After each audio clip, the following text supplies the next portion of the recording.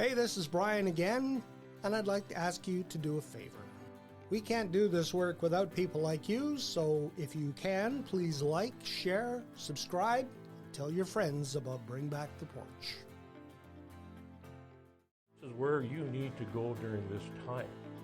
So the men of the regiment really had an understanding of not only the importance of the battle, but where they were going to be and what they needed to do. So that was key. This episode of Bring Back the Porch brought to you by Bernie Leahy, River Street Realty. Let's get you home. Well, we have moved off the porch. We are now in the South Alberta Light Horse Regimental Museum with the curator, Wes Krause. And we're going to talk about the importance of the Battle of Vimy Ridge. Well, Brian, welcome to the Regimental Museum. As a brief background of it, the museum was established in 2005 to highlight the history of the South Alberta Light Horse and the regiments it perpetuates. I took over in 2014 as a curator and have found myself kind of a home away from home because I love military artifacts, I love military history. And when you bring up Vimy Ridge, that's an interesting time. It was an interesting time in World War I. It was an interesting time for the Canadian Expeditionary Force and a very interesting time for Canada as a whole. I'm sure you want to talk more about that. I do, because they always point to the Battle of Vimy Ridge as the point in history when Canada became a nation because of the involvement of the Canadians in that battle. That's 100% true. Because the Battle of Vimy Ridge, initially when the Germans occupied the ridge in 1914, it was established that they have to, as the Commonwealth, has to kick them off the ridge because it was a key point, a key promontory that could monitor any of the movement of any Allied units across that whole area. So the original Battle of Arras, they were trying to take that area to consolidate it. And the Battle of Vimy Ridge actually started, like I said, in 2014. The British tried to take it, the French tried to take it, and they expended over 150,000 men trying to take that ridge, and they couldn't take it. So finally, at the beginning of 1917, they decided, hey, we might as well just bypass this because we're not going to be able to take it. Nobody has been able to take it. Until somebody in the back room put up their head, well, what about the Canadians? And well, they kind of jokingly kind of said, okay, well, it's like, give it to Mikey, literally. Well, let's give the ridge to the Canadians. Let them try. Well, there's a lot of things that happened during the lead up to that. And I know we're going to be talking more about that. Mm-hmm. And one of the key things was that the Canadian Corps, which was under the command of, I think it was General Byng, was his primary commander. Basically what they did, they assigned 4 divisions to take the ridge. Within all of those divisions, there's just a number of battalions from different parts of Canada. And one of the key things that I talk about here, because it's related to the South Alberta Light Horse, is the 31st Battalion. They were part of the 2nd Division. So they had a specific, how can I say, alley, for lack of a better phrase, a sector of the ridge that they were assigned to. 1st, 2nd, 3rd, 4th, each had their own sectors. Mm-hmm. So the 2nd Division, which the 31st was part of, they are assigned a sector. You don't worry about anything else. Don't worry about the other guys. You take your sector, you dedicate yourself to that, and you'll do good. The Canadians practiced. They actually set up in England tape, like road tape or something like that, to illustrate where German trenches were, where their trenches were, and promontories that were problem areas, so that they could practice moving around these areas to advance to the ridge. The other thing is that, and this was unheard of, this was an unheard of concept in the British military and the Commonwealth and the Allies. The Canadians gave all the soldiers maps of Vimy Ridge. Intelligence, basically. They basically put out over 40,000 maps were given to the soldiers of all the battalions, all the divisions, and all the NCOs they were also, explained to them, this is where you need to go during this time. So the men of the regiment really had an understanding of not only the importance of the battle, but where they were going to be and what they needed to do. So that was key. So when you look at Vimy Ridge, it's not just a little spot. It's spread over quite a large area. I think it was like a 2.5 kilometer front sort of thing. And there's areas in there that were very bad. There are other areas that were not so bad, and the Canadians were able to advance. But it was a tough goal. It was really tough. The importance of Vimy Ridge militarily is that it's the high ground, and that's always something that a military operation would like to control. I believe you could see for 8 to 10 kilometers down the hill, so you could see if anybody was coming to try and take the hill. So that's why it was something that Canada and the Allies wanted to control. Exactly. Standing on the actual Vimy Memorial, like the monument, you look down into the valley, yes, you could see miles and miles. From that point, you could see the village of Vimy, which is something like 3.5 kilometers from the ridge, or a little bit further actually, but it was right down there. You could see it. And then you look closer, and then you look over, and okay, well, you see the lay of the land. And it's just amazing how open that land is. And that's in like 2016 and 2019 when it was there. The lay of the land, it was open, even though by now it's been, tree growth and stuff like that. But at that time, there was nothing there. It was just completely decimated. One of the promontories was called the Pimple, and that was way off to the far side. But that was a stronghold that they really had a problem trying to break. And the 10th Battalion from Calgary, they went there and they took a shellacking, but they took that and they cleared the Germans from that area. So Canada takes Vimy Ridge in the spring of 1917. Yeah. Did the Germans ever try a counteroffensive? Oh, yeah. Yeah, they did. They weren't successful, but they tried to. But now that the Canadians held the high ground, they could see the Germans coming. So they were able to prepare their defenses. Now, bear in mind, the battle started on April 9th, 1917. Oh, that's Easter. Easter Monday. For us. Years later, we just think, oh, Easter, yeah, we got, colored eggs, and we got hot cross buns and turkey, and oh, yeah, no big deal. But here our Canadian soldiers were fighting at that time. You talked about the preparation the Canadians put in. They practiced, I think it was in England. Yep. I also understand that they also took lessons from the Battle of Verdun, which I think was 2 or 3 years earlier. Yeah.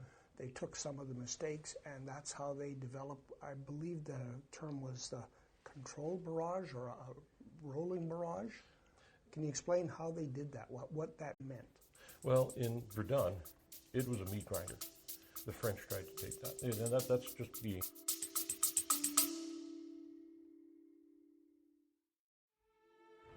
Let's pause for a moment so we can share some exciting news. We're proud to announce that our work here at Bring Back the Porch is getting noticed. From October to the end of January, our videos and reels viewed more than 1 million times. Some of those viewers could be your customers, so sponsoring Bring Back the Porch is a great way to get your message in front of them too. If you'd like to support our work here at Bring Back the Porch, we ask you to go to our website at bringbacktheporch.com and follow the links. Thank you for your support.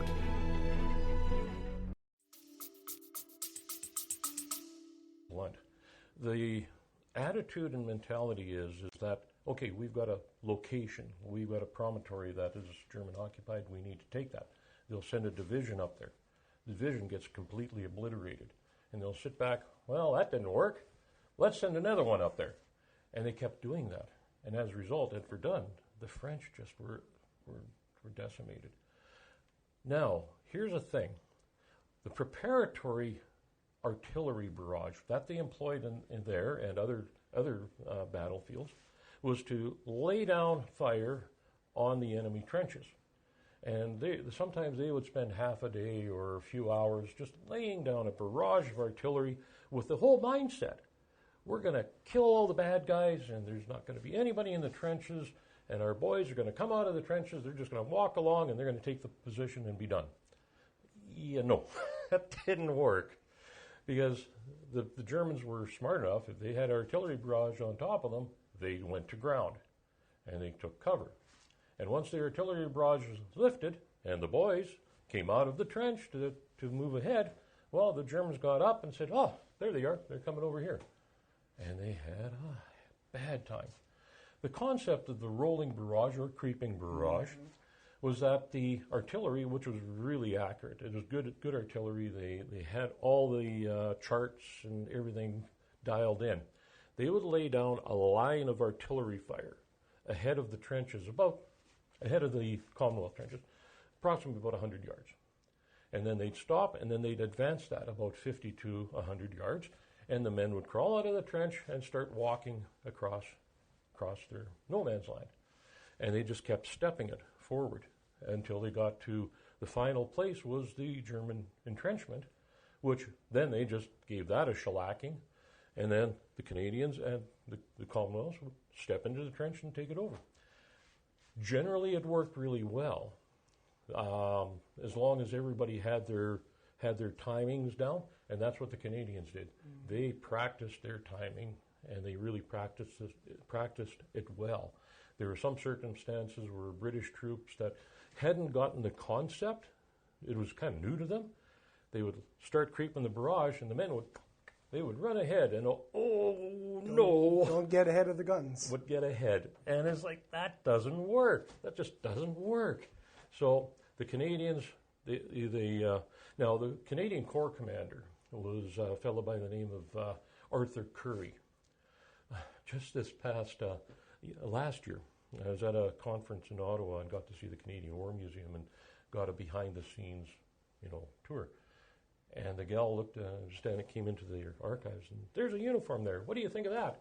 And I look at this uniform, and it's massive.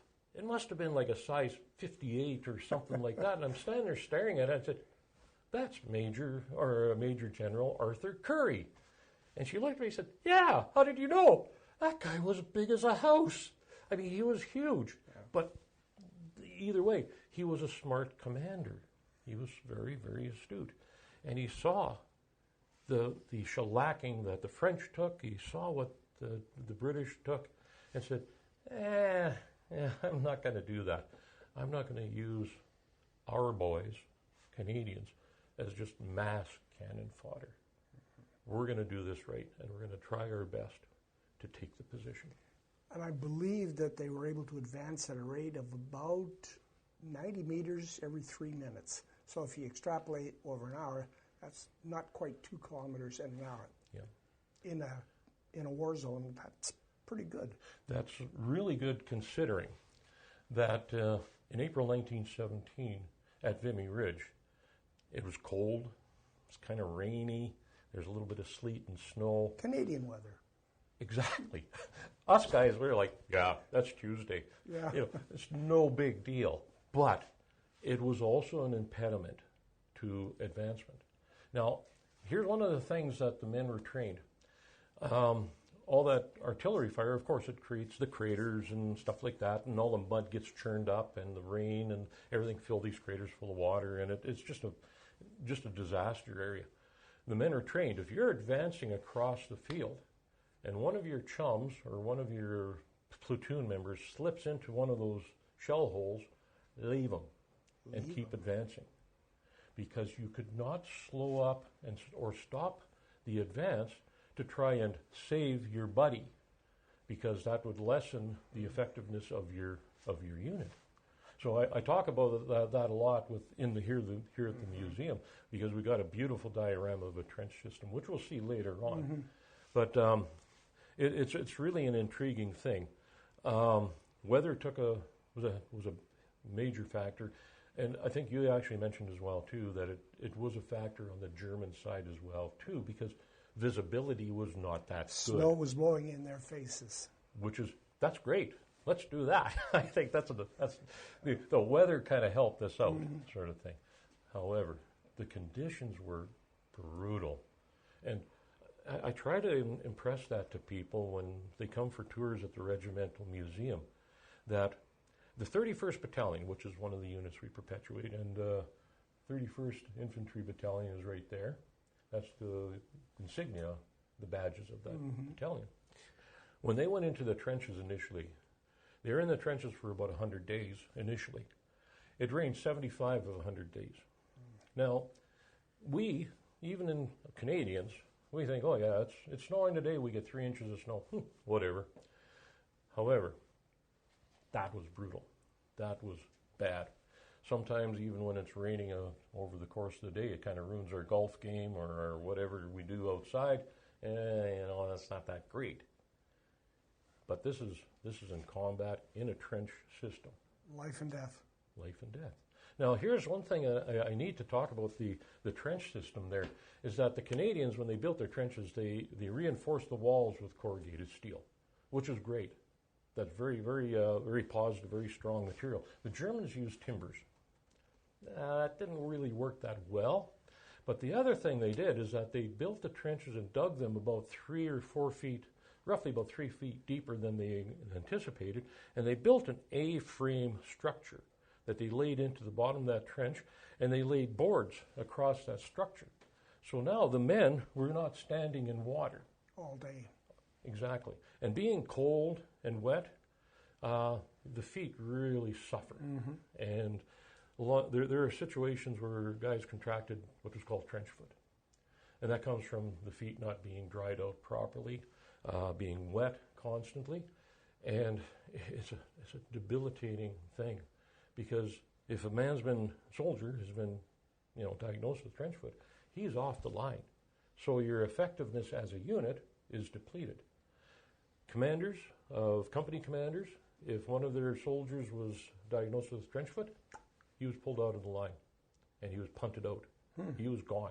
They didn't just take him and put him in the back lines. He was kicked out and discharged. Done. Which that instilled in the officers a lot of respect for the men and a lot of care for the men. And that was also brought into Vimy Ridge as well, too. So that where these men, they looked after him. They looked after him a lot. So there's a lot of other aspects that are going on. The weather, the rolling barrage was another thing. But also, like I said, practicing, learning how to, where you're going. So in my mind's eye, I see these guns rolling forward, being pushed by hand horses? No, they wouldn't move the guns. Oh, no. Oh, no. They would just elevate the guns. Oh, just change the angle. So rather than just lobbing short range short range like that, they just elevate it and then longer range and just keep elevating it. And I jokingly, I have to do this, and there's going to be guys that I know that are going to just kind of point their fingers and say, the artillery, both sides employed artillery, and a lot of artillery. And their artillery was incredibly accurate. 100% of the shots fired hit the ground. I made the mistake of mentioning that in a tour, and there's a couple of our former artillerymen in that unit in the tour. They weren't too pleased about that. Their backs stiffened. That's exactly. However, the point was made that the fire ended up in that area, like in the established trench systems. Sometimes that fire ended up in between the two trenches.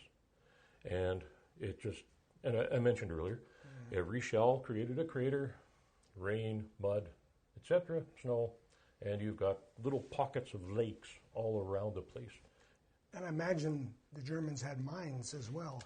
They employed those as well, too. And the Canadians not so much, because they were trying to advance, but they had set those up, and those were kind of unpredictable as well, too, because the artillery fire, and that's the main reason of the rolling barrage, was to not only soften up the opposing force, but to also decimate or destroy the barbed wire entanglements and any of the other landmines and stuff that would have been laid. So that's why they advanced it that way. So you think, oh yeah, they're just going to lob a couple of shells. Well, no, that was pretty heavy bombardment to do that. I understand too that the munitions that the Canadians were using had a new fuse that would detonate when it came in contact with barbed wire. Why was that important? Well, barbed wire entanglements, we think of barbed wire when we're driving down the road and we see the barbed wire fence on the side of the road and stuff like that. You take that barbed wire and multiply the barbs by about 10. And that stuff was brutal. It was difficult to use. It was incredibly hard on the men. But also both sides, Germans and, well, of course, both sides employed barbed wire. But they would set these barbed wire entanglements and kind of build a funnel of sorts. And of course, the soldiers think, oh, there's an easy way to go right down there. Well, they would follow that right into a place of an entrenched machine gun position. So any opportunity that they could use to destroy that barbed wire, and the fuse, I'm trying to remember, there was like a number 105 or 104.C fuse that they started using. That was intended to destroy that barbed wire. The other thing, now here's something interesting. You think about this now, all of that hyper-accurate artillery fire would destroy the barbed wire entanglements. So when there's downtime at the end of the day, they'd assign, Soldier 2, Soldier 3, you guys go out and fix the barbed wire out there. So you just imagine taking a bundle of sticks and your hammer, and you're going out in the dark, and you start hammering these sticks into the ground to fix the barbed wire. Well, what does that do? That draws fire. So that was not a very good idea. So the British came up with a brilliant idea, and they called it a screw picket. And basically what it is a long metal rod, has a corkscrew on one end, and it's got little loops partway up with a pigtail at the top. Guy would carry about 3 or 4 of those out there, sneak out there, jam it into the ground, corkscrew it in, reset the barbed wire, nice and quiet, and then he'd retreat. And the Germans in the morning would wake up, "Was ist los? Where's that wire come from? I thought we blew it up yesterday." And there it's back again. So that was a brilliant innovation. And we do have a couple of screw pickets illustrated here in the Regimental Museum. And I explained that. And that was a brilliant thing, brilliant idea. The other thing about the fuses, too, is that it led to fewer duds. Oh, that's interesting. I didn't know. Yeah, so every shell served a purpose. Yep. You weren't wasting munitions. Yep. Now, how long did the battle last? Basically, it lasted about 3 days, from April 9th to April 12th. I'm glad you mentioned that about the fuses, because there's an areas at the Vimy Ridge that are fenced off in that, and that's where unexploded ordnance. To this day. To this day. And when we were there, we walked past that, and the tour guide said, "Oh, no, don't go there." And then he explained it, because there'd be some high explosives, but there'd also be some gas shells as well. Mm-hmm. So every once in a while, and this is what the locals do, they let the goats or the cows or cattle, go graze in that area. And every once in a while, there'll be this resounding boom. And I said, "Oh, yeah, I guess Bessie's no longer here." It's a terrible thing, but, that's another aspect of the Battle of Vimy. You look at those areas, and it's just pockmarked like that. It's just crazy, Mm-hmm. Wes, you have been to the memorial at Vimy Ridge, and the painting on the wall here is the ghosts of Vimy Ridge. What was it like to stand there where history was made? Well, I was there with a tour group with the South Alberta Light Horse Regimental Association. It was a battlefield tour. I was there in 2016 and 2019. To say it was moving would be an understatement. The first time we were there, we had a tour group of about 100 people in the group with a couple of tour buses. We pulled up, and everybody bailed out of the bus, and everybody wants to get their photo op. So we're standing quite a ways from the memorial, and we're getting our pictures taken as a group picture. But I noticed 2 of the guys, they started running to the monument. And I look around and, okay, Where are you guys going? You don't want to be in the photo here? No, whatever. So we got that all done, and as we were walking towards the monument, it was probably 300-400 yards or so that we were going to walk. People that were at the monument were walking towards us. Tears were streaming down their eyes. I'm like, okay, I don't know what that's all about until we got closer. And here these guys are standing between the two main spires playing music, from the bagpipes as well as the trumpet. It was very powerful. The effect was that walking up to that monument and seeing the symbolism of each of the bits and pieces of the monument, then walking up to the top of it, and then seeing the spires and what that means, but then walking around the back of it and then looking down the valley into the village of Vimy, and seeing Pimple and Farbus on the other side. That was really put it into a perspective. When you think of the 15,000 Canadians that advanced on that hill, we think, oh yeah, we go to a hockey game and the place is filled to the rafters and they're watching the Tigers win a game, which is fantastic. I heard they win the last game. That's like 4,000 people-ish. Multiply that by 4. And imagine that spread over that area there. And then the conditions of the battle, the shell fire, the gunfire, the screams of those wounded, and such like that. That's powerful beyond words. The second time there, we had a similar tour group, and the guy that gave the talk about it, he really got into the details of things that happened. There's probably roughly about 8,000 Germans with another 4,000 or 5,000 in reserve that were holding that ridge. The Canadians lost roughly about 3,600 soldiers died. There's roughly about 7,000 to 10,000 that were wounded. The Germans, it's been said they lost around 7,000 to 8,000 men that died on that battle. I guess that's in comparison, as I had mentioned earlier, with the British and the French. When they first tried. Yeah.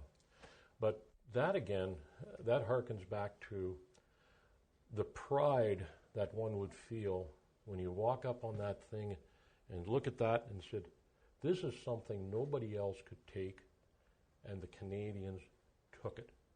From that minute, from that point forward, Canada stepped out from the umbrella of the British Commonwealth, and we were no longer the colonials. We were no longer the Westerners, like thought we were a bunch of cowboys and wranglers and stuff like that. We were now Canadian. And that I impress on people, and especially young kids. I had a cadet tour here just recently, and I said, hey guys, if you get an opportunity to travel to France, go see Paris and see the Eiffel Tower, go see this, see the, whatever you want. Go to Vimy Ridge. Make it a point. Go there, because that is the location where we, as Canada, became Canada. And the monument itself, I believe, was built in the mid-1930s? 1936, yeah. Well, it was dedicated in 1936. Yep.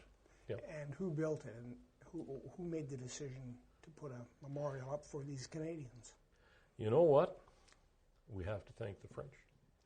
The design was a French design, but there was money that was supplied by the Canadian government to help fund the project. That's one thing I have to say about the French. They are very appreciative of the contributions of the Canadians to, how can I say, liberate them from German occupation. The other photographs of the memorials in this case, these are all memorials that we traveled to on these battlefield tours. The Battle of Passchendaele, which we talked about with Private Robertson earlier. Yep. Hill 62, also known as Sanctuary Wood, Saint-Julien, and Courcelette.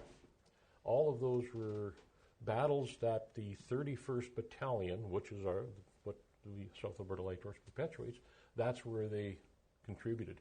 There is a raft of other memorials spread across France. And it's not just strictly to Canadians. It's to Americans that served as well, too, that they have monuments of there. When we were there, we were only looking at units or monuments that dedicated to the 31st.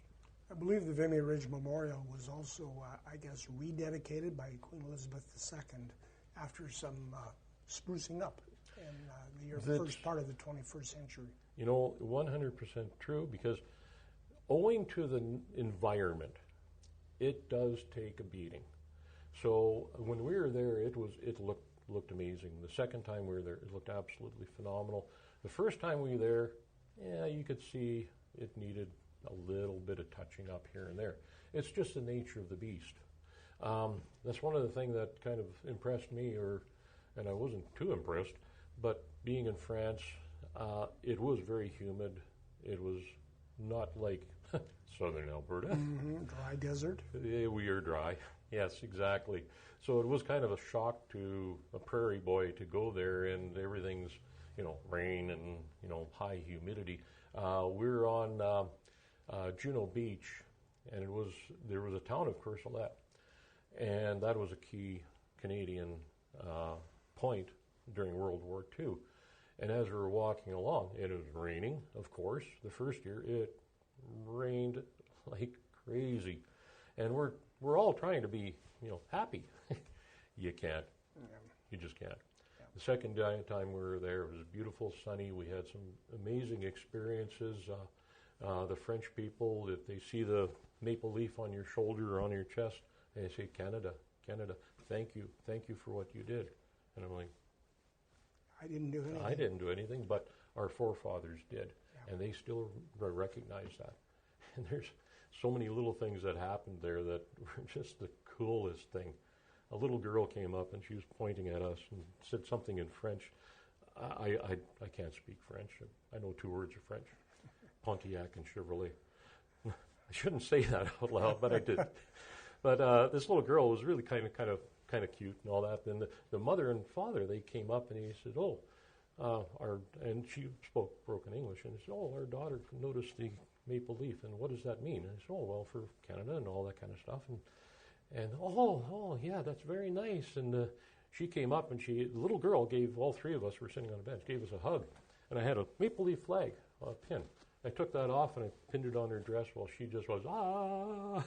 And the parents were just, it was funny, it was really humorous, because they were just, thank you, what you did, da da da da da da. I said, yeah, okay, yeah. Our ice cream is melting. Or was it gelato? I can't remember, but it was really kind of a humorous little thing there. Again, when we were in Vimy, they were just finishing and starting the rebuild of the interpretive center. Now they've all done that. They still had trenches built in there, and they were very well done. It's really interesting because they had the sandbags on the sides of the trench, which were made out of concrete. And I was walking along, sandbags, and I clunk, clunk, clunk. Okay, that's concrete. That's a brilliant idea. The other thing that they had was some of the tunnels that they utilized at Vimy Ridge. And a lot of people don't really think that they used tunnels at Vimy. Well, they did. And it was really an amazing thing because they're dug out of the chalk. And they had some of the, the one area they had beds in there, like it was like a mini hospital sort of thing. And that put another perspective in there because we during both of those tours, we saw a lot of these underground tunnel systems. And the complexity of some of them was mind-blowing. They had lights, they had hospitals, they had offices, they had soldiers' gathering points. There was stuff carved into walls with different units, like, hi, I'm George from, wherever, what's that guy? Hi, I'm Mike from Canmore. Not that kind of thing, but, what their units were and stuff like that. So you'd walk along, they just carved the cap badge of the 113th Highlanders, or cap badge of the 138th, or something like that. So it was really quite fascinating. They left their mark. They left their mark. Well, we say it in November, lest we forget, but we need to remember that every day. And we do. Thank you, Wes. And thank you for coming out here. I hope you had enjoyed it. Oh, I did.